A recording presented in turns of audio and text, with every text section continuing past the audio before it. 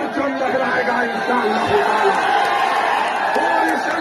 जब आप बरसों से किसी को अपना खून पसीना देकर एक ऊंचे मुकाम पर बिठाते हैं और वो वक्त आने पर आपसे नजरें फेरते, तो आपके दिल पर क्या गुजरती है? उत्तर प्रदेश के मुसलमानों का यही वो दर्द है जो बगावत का बारूद बनकर फटने को तैयार है।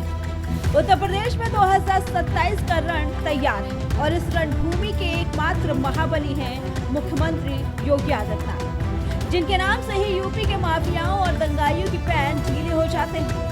उनके इस अभेद्य किले में सीन लगाने के लिए हैदराबाद से असुद्दीन ओवैसी ने एंट्री मारी। ओवैसी ने बहराइच की उस धरती को चुना जो नेपाल बॉर्डर से सटी है, जहां की हवाओं में अभी हालिया सांप्रदायिक हिंसा का बारूद झुलस ही रहा था। वहां खड़े होकर ओवैसी ने नारायण तकबीर के नारे लगवाए और योगी सरकार को चुनौती देने की हिमाकत की।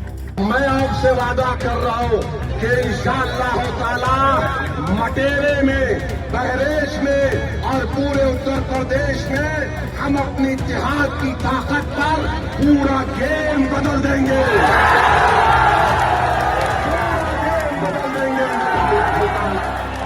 और अपने सेल फोन की लाइट खोल कर दिखा दो, कब के बाद उत्तर प्रदेश में मजलिस का परचम लहराएगा इंशाअल्लाह।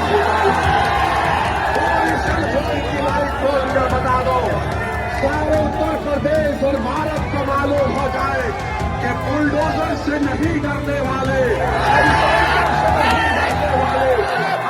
मोहम्मद बोलने से नहीं डरने वाले हम तमाम हैं। नारे तकबीर। अस्सलाम वालेकुम व रहमतुल्लाहि व बरकातहू। आराम से अपने घर को जाइए, सुकून से जाइए, अल्लाह आपको सलामत रखे। अस्सलाम वालेकुम। लेकिन ओवैसी शायद भूल गए कि ये 2017 से पहले का लाचार उत्तर प्रदेश नहीं है, यह महाराष्ट्र का नया यूपी है, जहां कानून तोड़ने वालों के घरों पर बुलडोजर गरजता है और दंगाइयों का इलाज ऑन द स्पॉट होता है। ओवैसी की एंट्री से योगी का बाल भी बाका नहीं होने वाला, लेकिन हाँ, लखनऊ में बैठे अखिलेश यादव की रातों की नींद और चैन जरूर हराम हो चुका है, क्योंकि ओवैसी ने सीधे अखिलेश के एमवाई समीकरण पर आखिरी कील ठोक दी। ये नया उत्तर प्रदेश है जहां महाराष्ट्र जी की जीरो टॉलरेंस नीति के आगे बड़े से बड़े अपराधी घुटने टेक देता है। बहराइच में जब उपद्रवियों ने सिर उठाने की कोशिश की तो योगी की पुलिस ने ऐसा सबक सिखाया कि दंगाई बिलों में छिप गए। नेपाल बॉर्डर के पास जितनी भी अवैध मस्जिदें थी उन्हें योगी सरकार ने एक झटके में साफ कर दिया। इसी बहराइच के मटेरा से ओवैसी ने शौकत अली को कैंडिडेट बनाकर मैदान में उतारा है और 55 मुस्लिम बहुल सीटों पर लड़ने का दावा ठोक रहे हैं। ओवैसी को लगता है कि योगी के किले को हिला देंगे, लेकिन असलियत ये है कि उनका ये दांव सीधे अखिलेश यादव का राजनीति डेथ वारंट साबित होने वाला है। यूपी का मुसलमान आज अच्छी तरह समझ चुका है कि एक दौर था जब मुलायम सिंह यादव सीना ठोक कर खुद को मुल्ला मुलायम कहते थे और आजम खान जैसे नेता उनके साथ थे, लेकिन अखिलेश यादव ने अपनी कमजोरी और डर के मारे एक एक करके सारे मुस्लिम नेताओं का वजूद खत्म कर दिया। आज आजम खान जेल में है और अखिलेश डर के मारे उनके हक में एक शब्द नहीं बोलते। उन्हें डर है कि अगर वो मुसलमानों का नाम लेंगे तो बचा खुचा हिंदू वोट भी पूरी तरह छिटक जाएगा।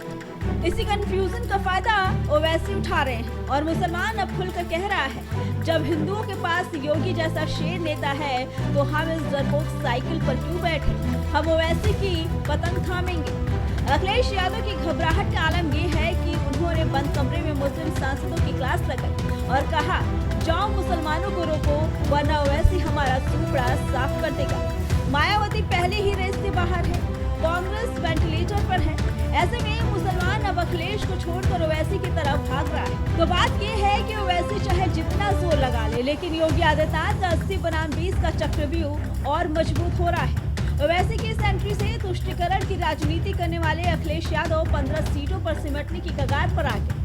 2027 के इस महादंगल में एक तरफ अपराधियों के काल योगी आदित्यनाथ का सुशासन है और दूसरी तरफ वोट बैंक की मची ये खूंखार लड़ाई।